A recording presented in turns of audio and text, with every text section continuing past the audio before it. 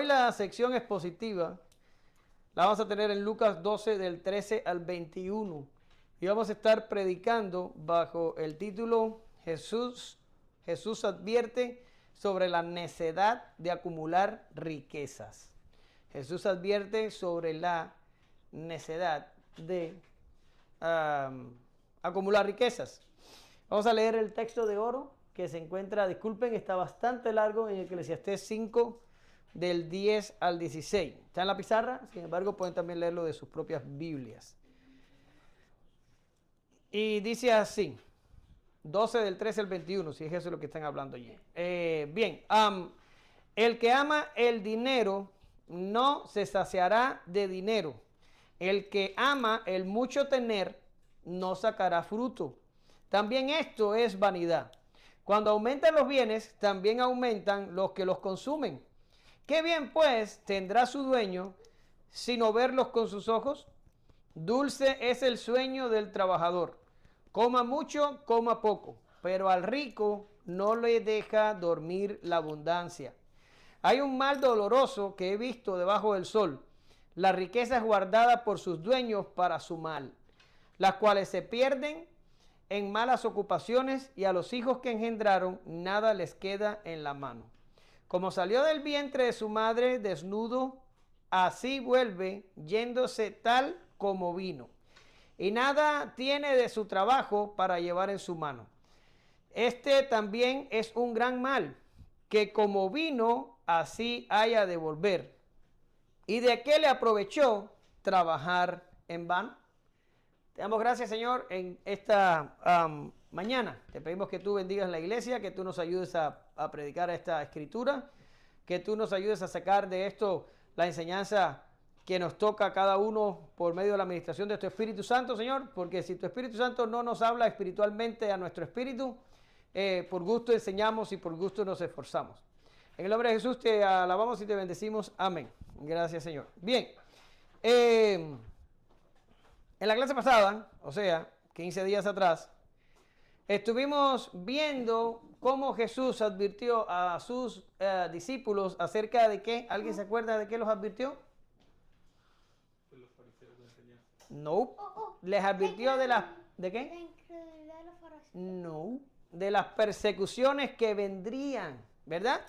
Y estuvimos hablando de que Jesús les enseña a sus seguidores que tenían que confiar en que la vida no se termina cuando se acaba y que Él los iba a estar esperando del otro lado. ¿Ya están empezando a recordar? Él les explicó que Dios tenía el control sobre todo y les avisa de que serían ayudados por el Espíritu Santo cuando fueran llevados frente a autoridades y tribunales, y que no se trataría de ayudarlos a autopreservarse, sino a predicar el Evangelio, que es en fin el propósito de que usted y yo todavía estemos caminando por aquí, por la tierra. Como ya les he dicho antes, la razón por la que Dios no nos mata cuando nos convertimos es porque usted tiene que compartir el Evangelio a alguien. Esa es la única razón. En la mañana de hoy se produce un cambio, se produce un giro inoportuno por causa de una pregunta que le hace una persona de la multitud. Más bien que una pregunta, le hace una petición.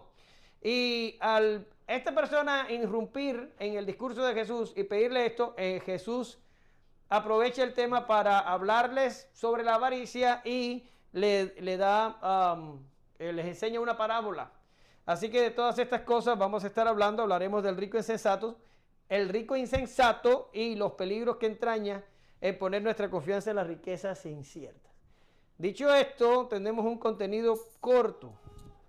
La petición de un necio, del 13 al 15, y después dice la parábola de otro necio, del 16 al 21. Muy bien, entonces vamos a ver quién me ayuda a leer. ¿Ella lee? No, todavía no. Ella le va a leer.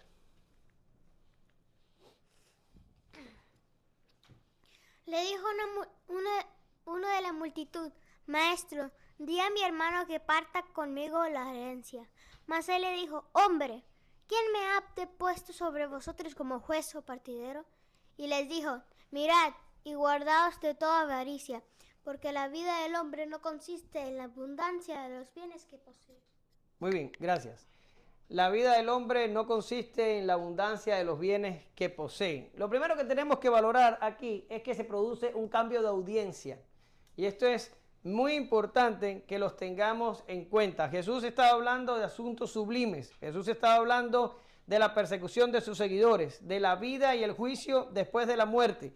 Jesús estaba hablando de cómo serían ayudados por el Espíritu Santo para exponer el nombre de Cristo delante de todos los hombres. Y viene esta persona salida de entre la multitud que había estado oyendo pero no escuchando, e interrumpe al Señor y le hace una petición que ronda de entre la irreverencia y la estupidez. Y le dice: dile a mi hermano que parta la herencia conmigo. Este segmento es una clara advertencia a no ser livianos cuando nos acercamos a Dios.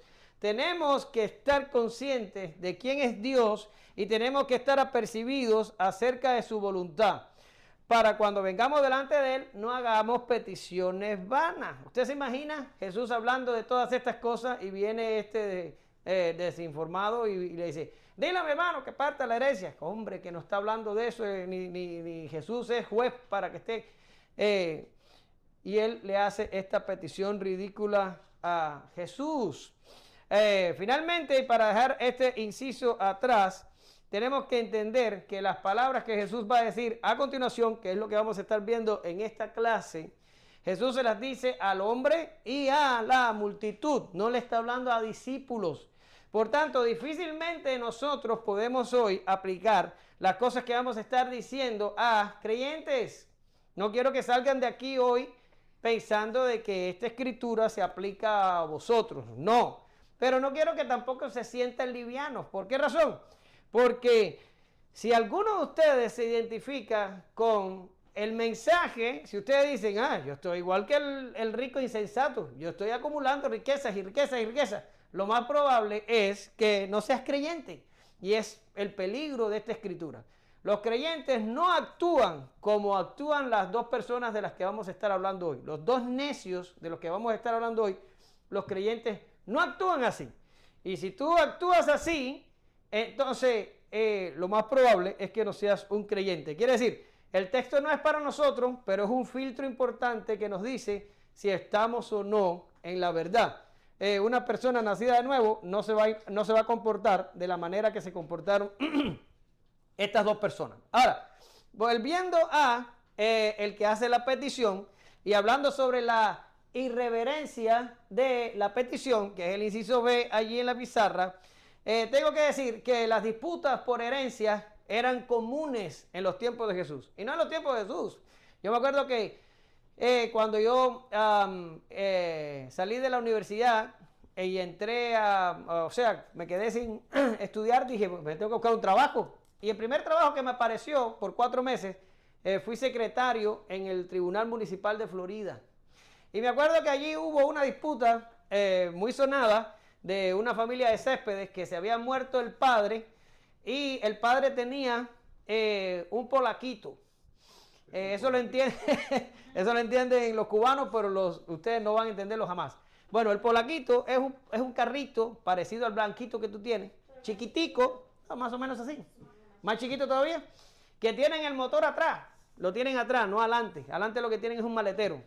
No, Y es... el polaquito es más grande porque tiene asiento atrás. ¿Ocho? ¿Es un ocho? No, eso es un Renault.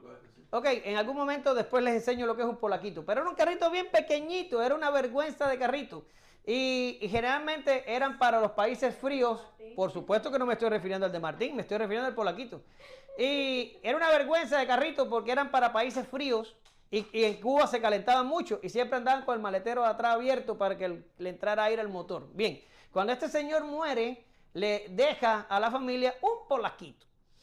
Y la mujer del hombre, que era la madrastra de los hijos, que los hijos eran hombres y mujeres, agarra el polaquito. Se me murió mi marido y la heredera soy yo. Eso lo entienden ustedes perfectamente. Pero los hijos la demandaron porque querían el polaquito.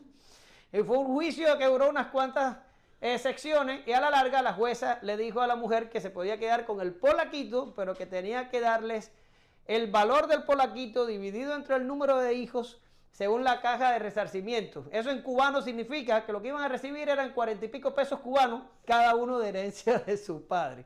Fue un juicio ridículo. Pero así son. En Estados Unidos se fajan por millones, también en México, pero en Cuba nos fajamos por 50 pesos cubanos. Ahora, aquí está un problema de herencia también. Se murió el padre y lo que probablemente, y en este caso especulo, porque realmente el texto no nos da mucho a dónde agarrarnos, pero lo que está pasando aquí probablemente es que había un hijo mayor, un primogénito, que ustedes saben que agarraba los derechos sobre la herencia sobre los demás hermanos, y parece que este muchacho quería mantener la herencia junta. Puede haber sido una tierra, pudo haber sido una heredad, pudo haber sido cualquier cosa, pero él no quería partirla, él quería dejarla porque probablemente le podían sacar más beneficio con la herencia completa.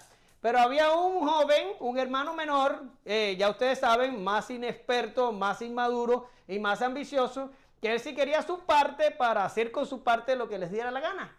Y él no va a Jesús a buscar mediación. Él no va a Jesús y le dice, oye, nuestro caso y danos tu opinión. No, él ya venía con una opinión configurada o preconfigurada y lo que le da a Jesús es prácticamente una orden. Y le dice, dile a mi hermano que parta la herencia conmigo. Dile a mi hermano que me dé la parte que me toca. Ni siquiera estaba pidiendo una opinión.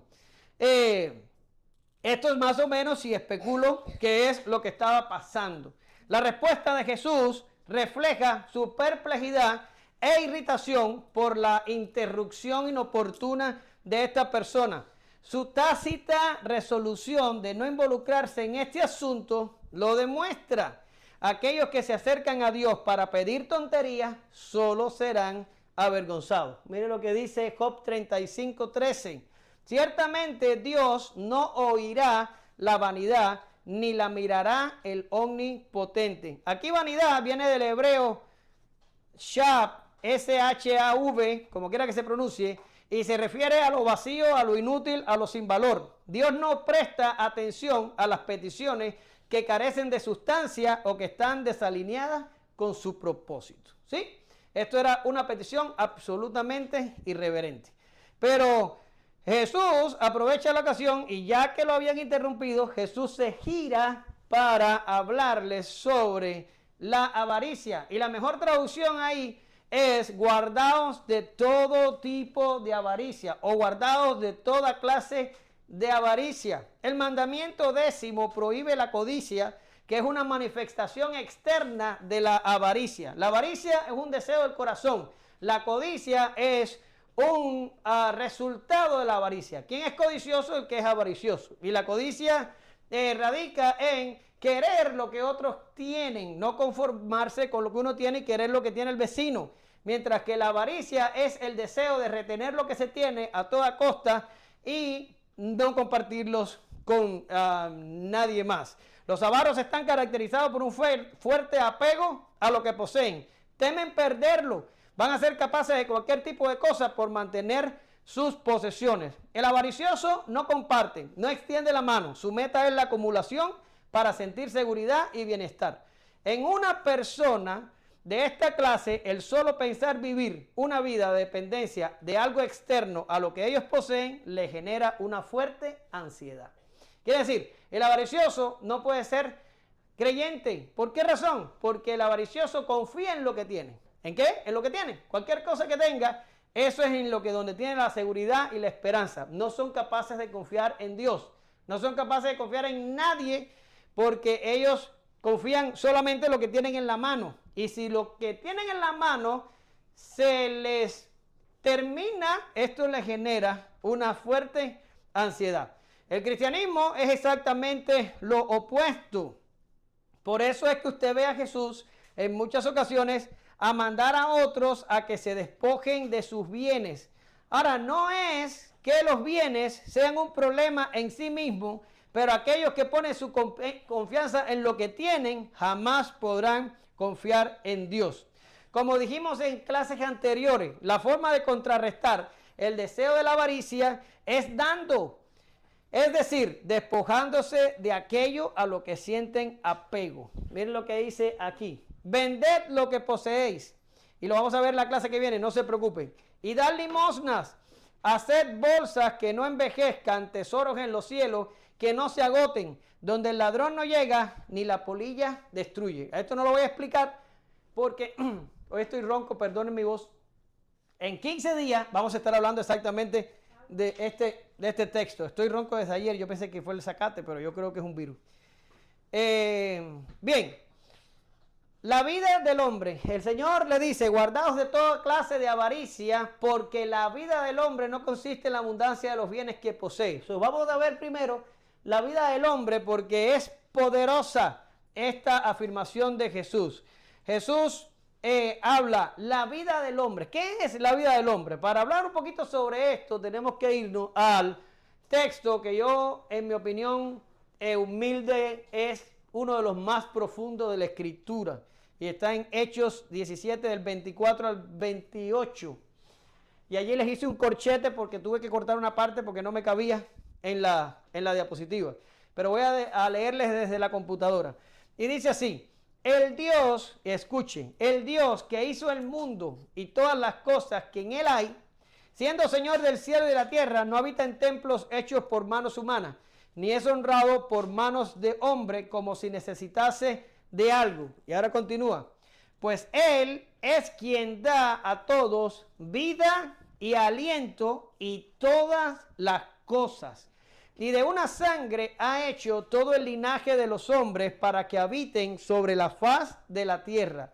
Y les ha prefijado el orden de los tiempos y los límites de su habitación, para que busquen a Dios, si en alguna manera palpando pudieran hallarle, aunque ciertamente no está lejos de cada uno de nosotros. Escuche ahora, porque en Él vivimos y nos movemos y somos, como algunos de vuestros propios poetas también lo han dicho, porque el linaje suyo somos.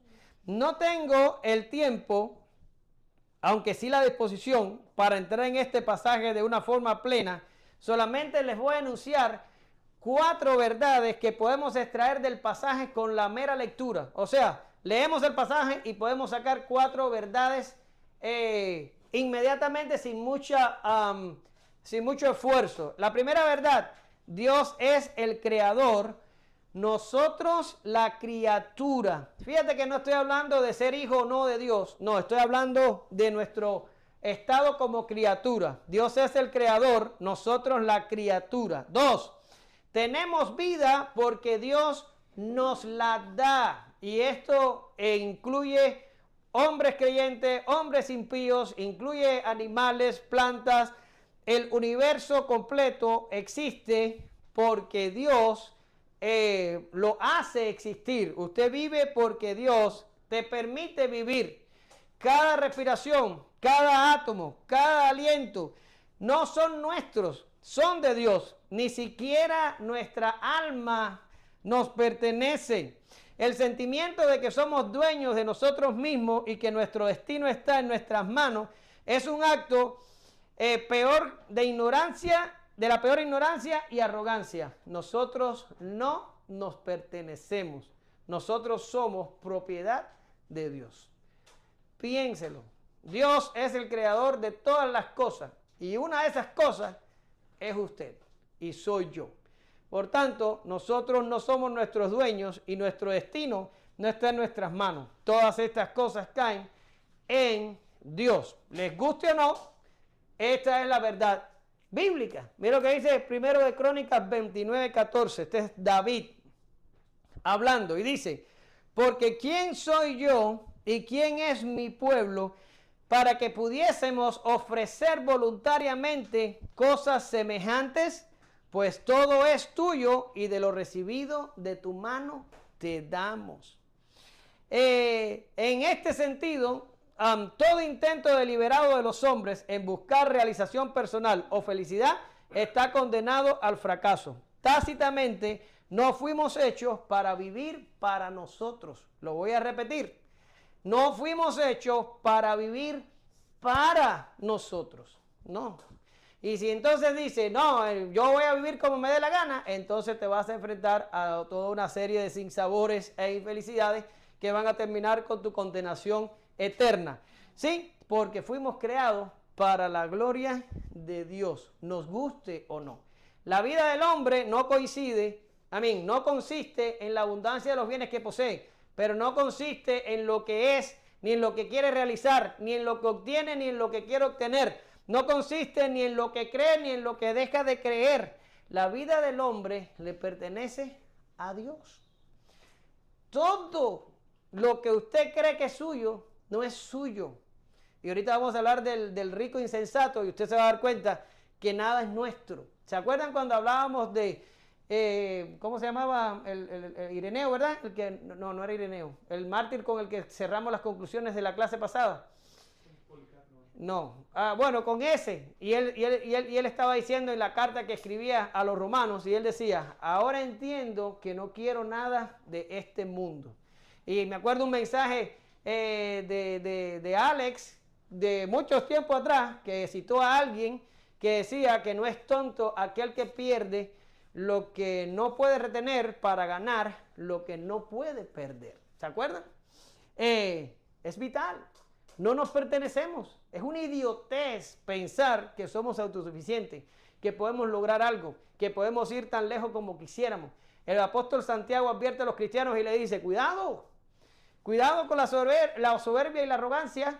No vayas a decir, voy a ir a aquella ciudad y voy a negociar y voy a hacer, porque ¿con qué compara nuestra vida? Porque tu vida es neblina y no sabes lo que va a traer el mañana. Es mejor que digas, si Dios quiere, haremos esto o aquello. La vida del hombre está absolutamente en las manos de Dios. Él es nuestro dueño. Nuestro dueño. No te pertenece. Y cuando actuamos sin tener en cuenta a Dios, estaba buscando la palabra específica, pero no la encuentro. Cuando actuamos así, sin tener en cuenta a Dios, estamos quitando su gloria, estamos desagradeciendo su buena voluntad para con nosotros. Cuando hacemos algo y no tenemos en cuenta a Dios, eso es exactamente lo que hacemos.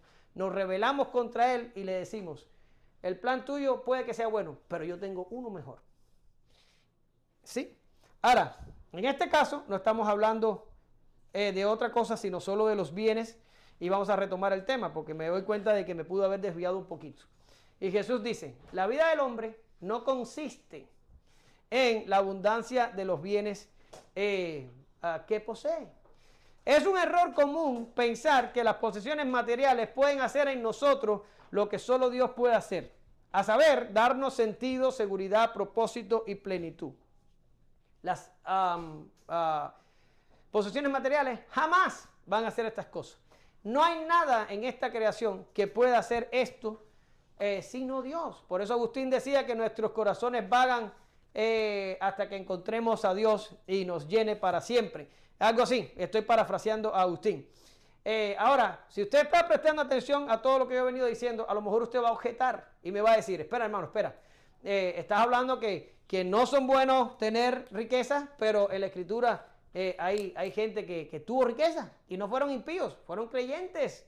Alguien así como Abraham fue una persona que tuvo riquezas. Alguien así como Moisés antes de dejar Egipto era príncipe y tenía riquezas. Entonces, por fin, ¿son buenas o no son buenas las riquezas? Bueno, ante esa objeción yo voy a responder que muchos en las Escrituras disfrutaron riquezas, pero la vieron como parte de la bendición de Dios. Las riquezas no eran un fin, sino un medio. Y Dios la daba para que sus hijos la usaran para propósitos divinos y no para proyectos personales. Te lo voy a repetir de nuevo. En las Escrituras muchos disfrutaron riquezas, pero la vieron como la bendición de Dios. Las riquezas no eran un fin, sino un medio. Y Dios la daba para que sus hijos la usaran para propósitos divinos y no para proyectos personales. Abraham y Moisés, como ya dije, fueron bendecidos con riquezas terrenales. Esto es indiscutible. Pero al ver cómo la Escritura habla de ellos, es fácil darse cuenta que ellos no estaban apegados a sus posesiones y como tal tenían un fuerte anhelo por lo celestial. Lo celestial regía sus afectos. Vamos a ver el pasaje. Miren, díganme si Abraham podía amar las riquezas. Díganme. Por la fe Abraham, siendo llamado, obedeció para salir al lugar que había de recibir como herencia, y salió sin saber a dónde iba. Por la fe habitó extranjero en la tierra prometida, como en tierra ajena, morando en tiendas con Isaac y Jacob, coherederos de la misma promesa. Ahora viene, porque esperaba la ciudad que tiene fundamentos, cuyo arquitecto y constructor es Dios. ¿Estaba él centrado en las riquezas? ¿Estaba él centrado en la vida terrenal? ¿Estaba él centrado en la tierra que se le prometió y en la nación que se prometió? Para nada. El texto dice que Abraham tenía puesto su mirada en la ciudad celestial, en la celestial. Se le prometió una terrenal y optó por la celestial. Y la Biblia sigue diciendo que por eso Dios no se avergüenza de llamarse Dios de ellos. Pero miren al otro fueraserie de Moisés y miren lo que dice. Enseguida se los leo, solo déjenme pasar la hoja aquí. Por la fe Moisés, hecho ya grande, rehusó llamarse hijo de la hija del faraón, escogiendo antes ser maltratado con el pueblo de Dios que gozar de los deleites temporales del pecado. Escuche, teniendo por mayores riquezas el vituperio de Cristo que los tesoros de los egipcios, porque tenía puesta la mirada en el galardón. Esto es el ejemplo. Aquí tienen ustedes lo que significa un creyente con riqueza. Ahorita vamos a hablar lo que es un impío con riquezas cuando hablemos del necio insensato. Del rico insensato, perdón. En el Nuevo Testamento, tanto Jesús como los apóstoles se sirvieron muchas veces de personas adineradas que ponían sus riquezas al servicio del evangelio. Sin embargo, la exhortación apostólica es a no procurar enriquecerse y en caso de ser rico, a ser dadivoso o, como dicen directamente, ser rico en buenas obras.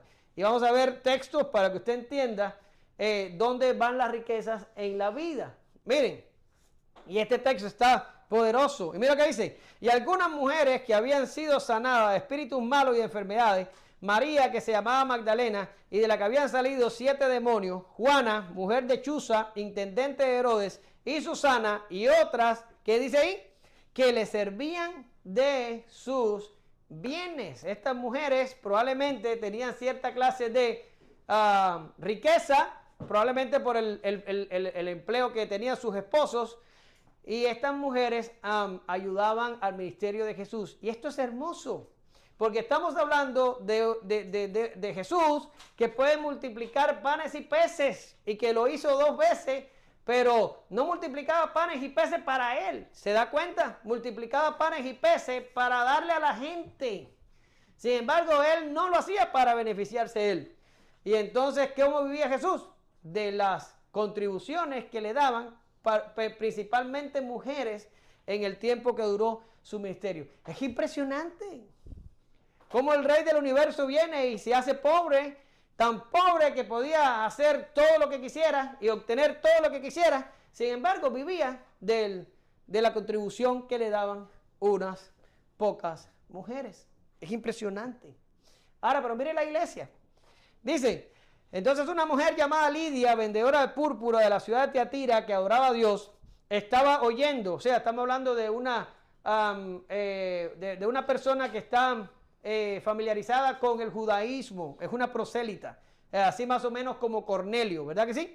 Y dice, y el Señor abrió el corazón de ella para que estuviese atenta a lo que Pablo decía, y cuando fue bautizada y su familia nos rogó diciendo, escuche, si habéis juzgado que yo sea fiel al Señor, entrad en mi casa y posad, y nos obligó a quedarnos. Quiere decir que estas mujeres que se convirtieron en el tiempo de la iglesia temprana, contribuyeron con sus riquezas a la extensión de el evangelio. En aquellos tiempos las iglesias se reunían en casas y generalmente eran los ricos o eran las personas que tenían cierta clase de solvencia económica los que destinaban una habitación de sus casas a que la iglesia se reuniera allí. No habían templos, no habían locales, la iglesia no tenía ninguna de estas cosas, se reunían en casa de gente rico que daban para la obra.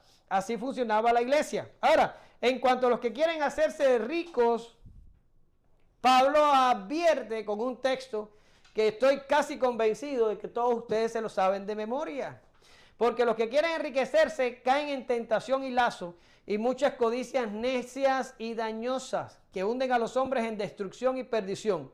Porque la raíz de todos los males es el amor al dinero, el cual codiciando algunos se extraviaron de la fe y fueron traspasados de muchos dolores. Primera a Timoteo 6, del 9 al 10. Y en el caso de aquellos que ya son ricos, cuando se convierten, el propio Pablo en 1 Timoteo 6, del 17 al 19, dice: a los ricos de este mundo manda que no sean altivos. ¿Y qué viene ahora? Ni pongan la esperanza en las riquezas, las cuales son inciertas, sino en el Dios vivo, que nos da todas las cosas en abundancia para que las disfrutemos. Que hagan bien, que sean ricos en buenas obras, dadivosos, generosos, atesorando para sí buen fundamento para lo porvenir, que echen mano de la vida eterna. ¿Sí? Por tanto, la vida del hombre no consiste en la abundancia de los bienes que posee. La vida del hombre está depositada en Dios. Y en Él vivimos y nos movemos y somos. El otro día alguien delante de mí dijo, porque me despido y digo, ya me voy.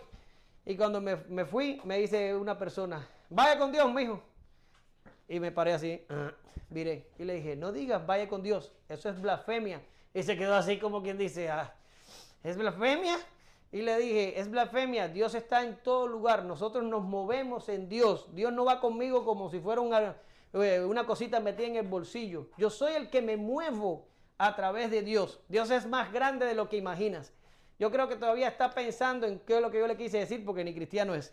Pero no lo aguanté, vaya con Dios, en serio. Nosotros no vamos con Dios. Dios no es un amuleto, no es un muñequito metido en el bolsillo. O como los cubanos, no es un resguardo que me meto en el bolsillo. No es así. Nosotros nos movemos en Dios. Es muy grande. Es más grande de lo que imaginamos nosotros. ¿Sí? Ella le pasa el micrófono a Karen ahí, por favor. Cabezado 2. Y ya casi termino. Tengan fe. Por favor, Karen. También les refirió una parábola diciendo, la heredad de un hombre rico había producido mucho.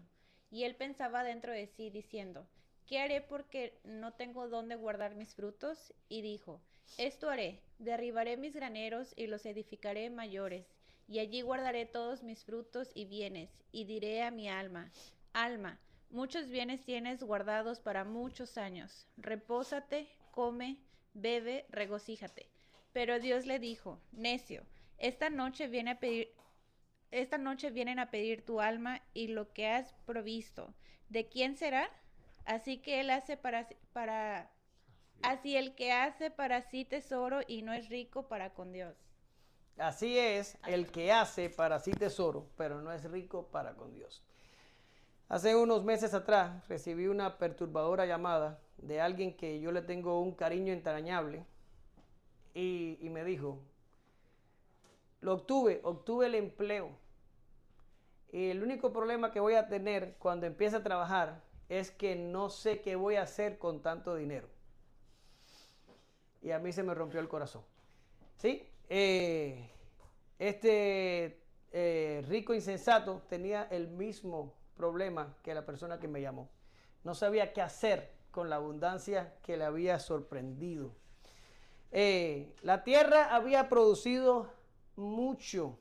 Dice dice la Biblia, dice Jesús, que la heredad, o sea, la tierra de un hombre rico había producido mucho. Y yo te voy a preguntar en esta mañana, si la tierra produce mucho, ¿la hacemos nosotros producir? ¿Somos nosotros los que tenemos el control del crecimiento de la tierra? No, Dios está detrás de esta abundancia. El Señor es el que hace que la tierra produzca. El Señor es el que disminuye o aguanta la maldición que hay sobre la tierra y la hace producir para bendición de su pueblo. Es Dios el que hace que las cosas se multipliquen. Incluso la gente dentro de la iglesia, las iglesias americanas tienen toda una mercadotecnia para traer gente a las congregaciones y los llenan de programas y de cosas y de ayuda y se meten en las casas de la gente y le prometen una cosa y la otra. Sin embargo, dice Hechos claramente que es el Espíritu Santo el que añade a la iglesia los que han de ser salvos. Es Dios el que da el crecimiento. Pablo lo dice en otra ocasión, hablando de que cuando tú siembras, es Dios el que da el crecimiento. Pero Dios da el crecimiento para que lo honremos con nuestros bienes y para que lo glorifiquemos. Sin embargo, este necio, este insensato, no reconoció que su abundancia venía de Dios y usted lo puede ver en la manera posesiva con la que se refiere a lo que tiene, ¿verdad? Ahora, dice la Biblia, Salmo 104, del 14 al 15, Él hace producir el heno para las bestias y la hierba para el servicio del hombre, sacando el pan de la tierra y el vino que alegra el corazón del hombre, el aceite que hace brillar el rostro y el pan que sustenta la vida del hombre. Todo es bendición de Dios. Todo es absolutamente la mano de Dios detrás de todo que hace que una cosa prospere. Y te digo una cosa, esto es lo mismo para el creyente que para el impío, ¿sí? Hay gente por ahí que piensa que adorando al diablo y haciendo pactos con él van a tener, pero el diablo nada da, es un engañador, él no tiene poder para bendecir, él no da nada, él podrá quitar, pero dar no da. Siempre que una persona tenga un don, una bendición, un crecimiento, una abundancia, todas estas cosas vienen de Dios. Hay algunos que todas estas cosas le sirven para maldición y hay algunos que todas estas cosas le sirven para bendición. Pero it doesn't matter. Es Dios el que da el crecimiento. Solo Él. Ahora, este necio se pregunta, ¿qué haré? ¿Qué haré? Tengo tanta abundancia que no sé qué hacer con ella. ¿Y por qué no sabía qué hacer? ¿No habían pobres en Judea? ¿No habían pobres alrededor de él? ¿No había gente necesitada? Por supuesto que sí. Pero esta persona era tan avaro que el compartir y bendecir a otros ni siquiera le pasa por la mente. Él siente que sus frutos le pertenecen y que cualquier cosa que haga con ellos irá en el camino de asegurarlos para tener seguridad y confianza. Él no quiere compartir. El compartir para él es una cosa que amenaza su seguridad. ¿Qué haré? Se preguntaba la persona. ¿En serio? ¿No habían pobres en Israel en ese tiempo? Ahora, dice, esto haré. Es lo segundo que dice. Esto haré. ¿Y qué es lo que voy a hacer? Amontonar. ¿Qué es lo que voy a hacer? Retener. ¿Qué es lo que voy a hacer? Guardar para el mañana. Asegurarse por sí mismo. Depositar su confianza en las riquezas. Cuando estaba trabajando en el restaurante allá por el año 2014 posiblemente, no pudo haber sido mucho más tarde que eso, uno de los chefs con los que trabajaba me mandó a la casa un consejero financiero, no sé qué cosa era aquel que me mandaron, ¿te acuerdas? Y la persona entró, se sentó en mi casa, me dijo, ¿cuántos años tienes? Le dije, 32 años, 33 tendría, no sé, no recuerdo, por ahí andaba. Y, ay, cómo ha pasado el tiempo. Y entonces le digo, esta es la edad, ok, ¿cuándo te quieres retirar? Bueno, pues no sé, a los 65 creo que me quiero retirar. ¿Y con cuánto dinero quieres ganar cuando te retires? Y bueno, pues yo qué sé, no sé, tú dime. Bien, en fin, para no hacerle larga la historia, la persona me hizo un budget de que cuando yo me retirara a los 35, a los 65 años iba a tener en una cuenta AIRA, ¿saben lo que es eso, verdad? Como $500,000 y que eso en intereses me iba a dar como unos $3,000 al mes, algo así, I don't remember, pero era como un plan de retiro opcional o privado para yo asegurar mi vejez. Y me dio todo aquello y me dijo, te voy a quitar como unos $50 por cheque y y a medida que esto aumente, no sé, ya no me acuerdo, fue una conversación muy técnica y que pasó hace mucho tiempo atrás, pero nos ofreció un seguro privado para un retiro privado o algo así, ¿sí? Y Ainal y yo lo valoramos y lo rechazamos. ¿Y por qué lo rechazamos? Le dije, y no estoy en contra de que ninguno de ustedes lo haga, estoy contando mi experiencia. Y lo rechazamos porque yo pensé que era un problema de falta de confianza. Una persona que cree que Dios es su proveedor, asegurarse de esta manera, yo creo que ronda en la raya de la incredulidad. Es mi opinión personal, no lo tienen que escribir en piedra. Y lo rechazamos. ¿Por qué? Ya tenía un retiro con el gobierno, que dicen que es malísimo y que no me va a dar nada, pero ya tenía un retiro y ya entonces poner otro retiro. He conocido personas en este país que tienen 3 y 4 retiros y a los 65 años se mueren y no disfrutaron ninguno de estos retiros y se pasaron la vida entera preparándose para una cosa que no fue. Nosotros los creyentes entendemos que Dios es nuestro proveedor y que nos va a proveer cuando somos jóvenes y que nos va a proveer cuando somos viejos. Si somos fieles y confiamos en Dios, Él nos va a proveer y de eso vamos a hablar la clase que viene, ¿sí? Pero volviendo al necio, el necio dice, ¿qué voy a hacer? Bueno, pues voy a retener, me voy a hacer graneros mayores para poner todo lo que he recibido allí y no, definitivamente no lo voy a compartir. Mira lo que dice Jeremías 17:11. Como la perdiz que cubre lo que no puso, es el que injustamente amontona riquezas. En la mitad de sus días las dejará y en su postrimería será insensato.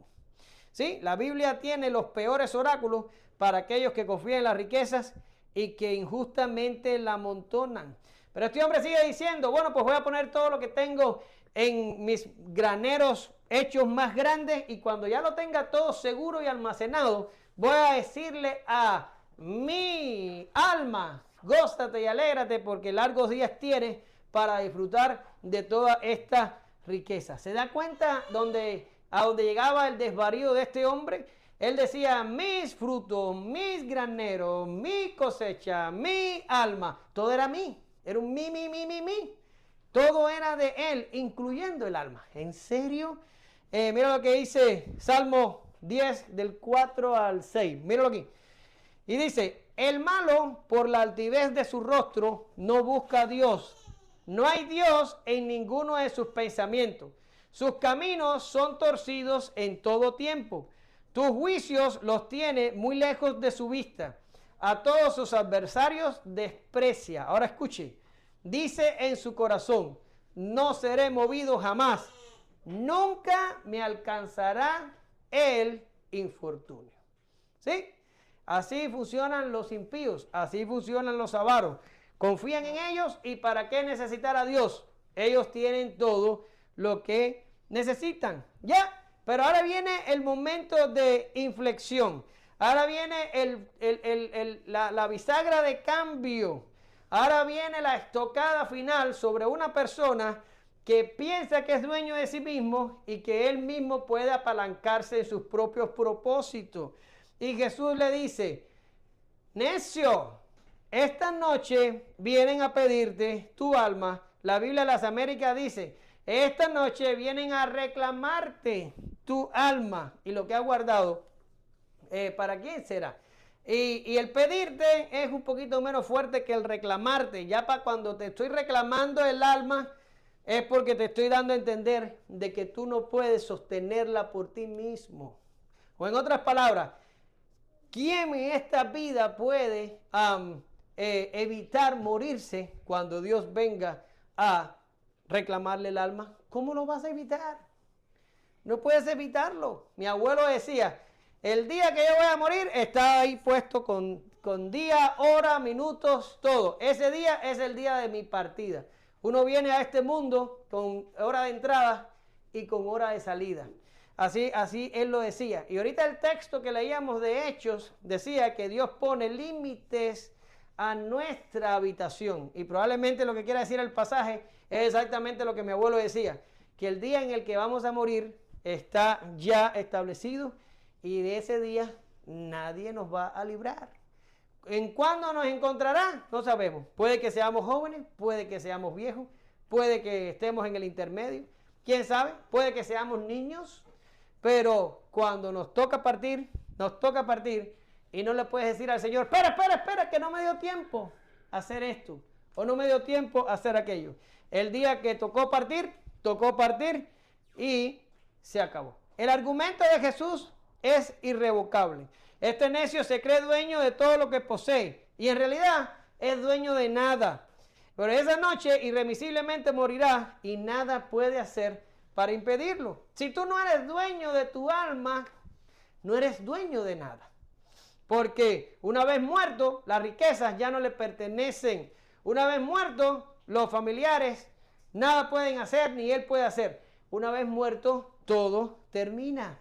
Y te quedas con nada, irremisiblemente. La Escritura muestra a este hombre como un hombre necio. Y esto es chocante.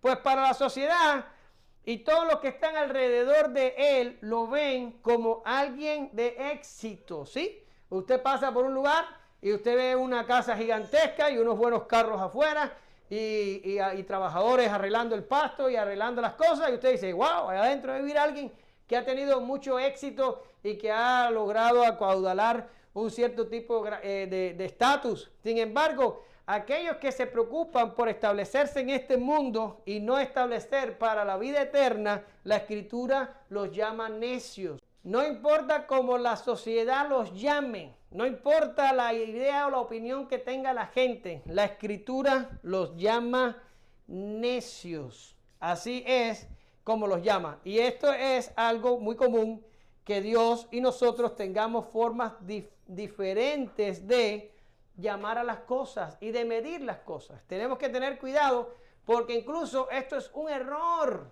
que los cristianos muchas veces cometemos.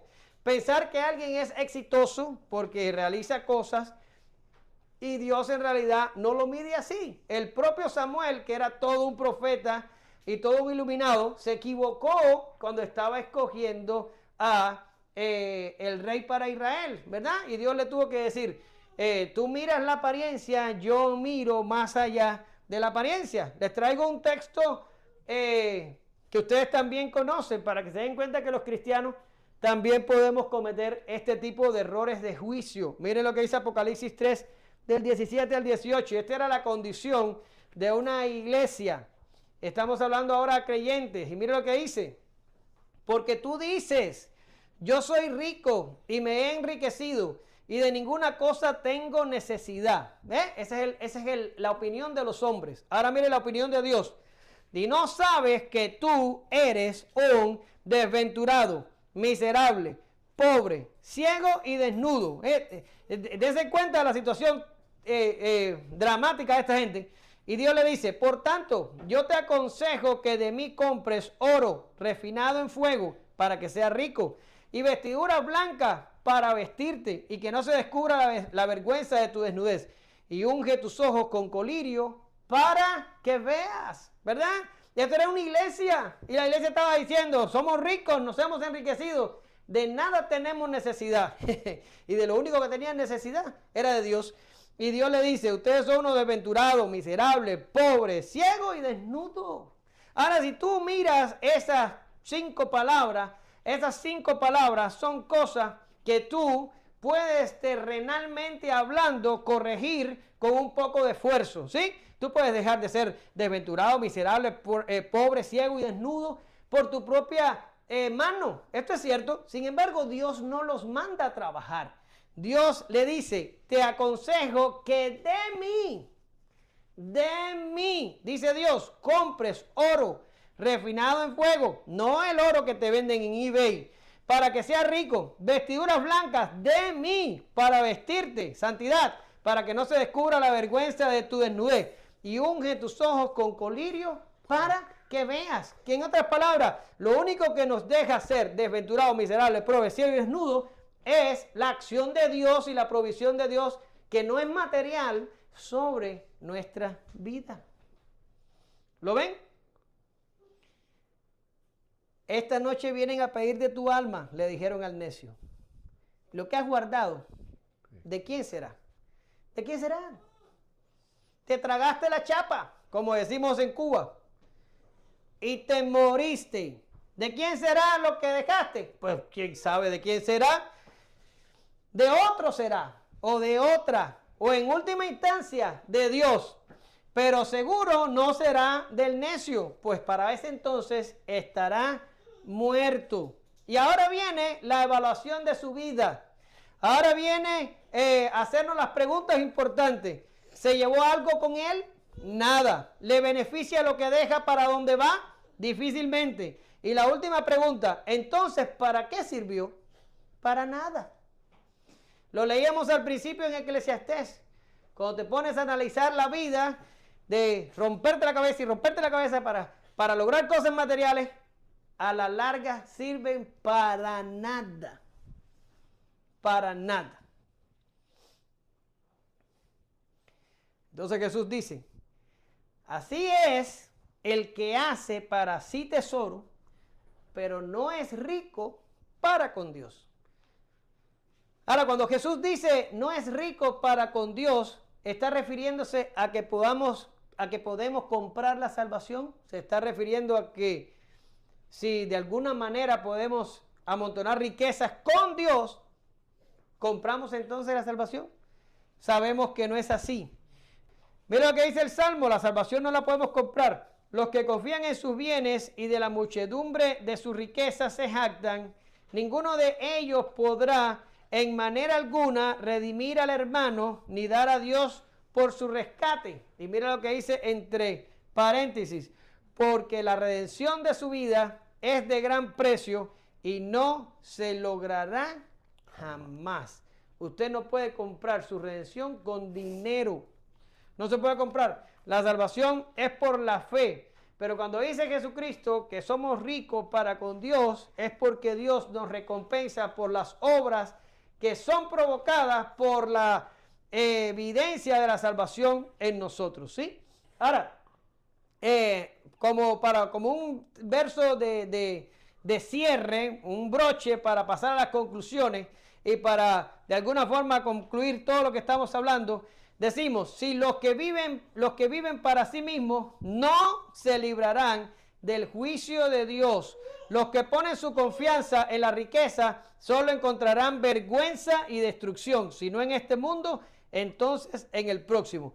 Proverbios 23 del 4 al 5. No te afanes por hacerte rico. Sé prudente y desiste. Has de poner tus ojos en la riqueza, siendo ningunas, porque se harán alas como las alas de águila y volarán al cielo. ¿Sí? Y Pablo, tenía el texto aquí, no lo leí, perdón, se me olvidó. Pablo nos recomienda acá, en 1 Timoteo 6, del 6 al 8, y dice, pero gran ganancia es la piedad, acompañada de contentamiento, porque nada hemos traído a este mundo, y sin duda nada podremos sacar. Así que teniendo sustento y abrigo, estemos contentos con eso. La actividad de este hombre necio era una actividad que no provocaba ganancias para la eternidad. No hacía mejorar su estatus delante de Dios. Por tanto, todas sus fuerzas en esta vida y todas sus empresas estaban condenadas al fracaso. La Escritura lo conoce como el hombre necio. ¿Sí? Concluyo.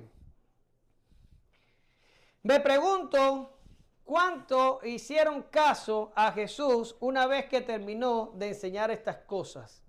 ¿Cuántos habrán dejado de acumular riquezas y se habrán centrado en buscar a Dios una vez que salieron de aquella multitud? En el año 70, el general Tito destruyó Jerusalén y el templo. Y en el año 132, después de Cristo, fue erradicada la última rebelión judía conocida como la revuelta de Bar Kokhba. Y los judíos se les prohibió entrar en Jerusalén, se renombró la ciudad como Aelia Capitolina y se puso fin al judaísmo bíblico y al país de los judíos tal y como fue conocido. No tuvieron un país de nuevo hasta 1948. Estoy hablando del año 132. Los que ignoraron a Jesús lo perdieron todo. Quiere decir, si había gente en la multitud de Jesús que lo estaban oyendo y lo ignoraron, todo por lo que lucharon se terminó 35 años más tarde, cuando la ciudad fue destruida. La nación desapareció del mapa en el 132. Por tanto, todo el que se centró en la riqueza lo perdió absolutamente todo en un periodo muy corto de tiempo. ¿Qué nos podemos decir con todo esto que hemos hablado en la tarde, en la mañana de hoy? En cuanto a nosotros, los creyentes, no se concibe que caigamos en semejantes conductas.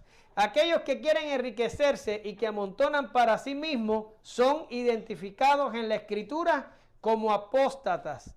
Pero el problema de la avaricia está en nosotros, en nuestro viejo hombre. Y tenemos que pelear una batalla real y difícil para vivir para otros, para darnos a sí mismo, como también lo hizo el Hijo, que siendo rico se hizo pobre, para que nosotros fuéramos en él enriquecidos.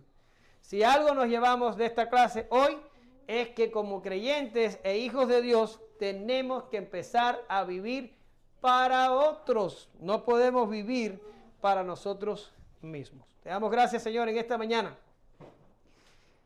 Vivimos en una sociedad americana, una sociedad próspera, aún con todos los problemas económicos que el país atraviesa. Somos mucho más prósperos que en todos los países de los cuales vinimos.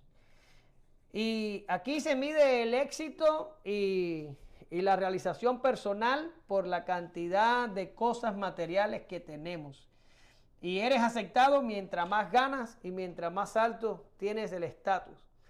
Y en esta cosa torcida que llamamos sociedad, se desempeña tu iglesia, Señor. Y no estamos como aislados, estamos dentro de esto, Señor, y muchas veces estas ideas impías se nos meten, y ayudado con la avaricia que tenemos en nuestro corazón por causa del pecado, nos confundimos y a veces un poco que nos desenfocamos y empezamos a ir en nuestra vida tras propósitos que no van a provocar bienestar a largo plazo. Líbranos de semejantes conductas. Ayúdanos a conocer tu escritura, Señor. Ayúdanos a entender que todas estas cosas son engañosas y que las riquezas son inciertas y que nunca han traído nada bueno a los que se han preocupado por ellas. Ayúdanos a estar agradecidos con el sustento diario. Ayúdanos a depender de ti. Ayúdanos, Señor, a entender que si tú vistes a las flores y alimentas las aves, tú te vas a encargar de nosotros. Queremos confiar, queremos glorificarte, queremos darte gracias. Queremos, Señor, vivir para ti y para otros. Quita todo egoísmo y quita todo cosa que hay en nuestra mente que sea culturalmente implantado, enseñado, Señor, de cualquier vía que no sea la Biblia, y ayúdanos a vivir de la forma que tú quieres que lo hagamos. Todo esto para tu gloria, en el nombre de Jesús. Amén. Gracias, Señor.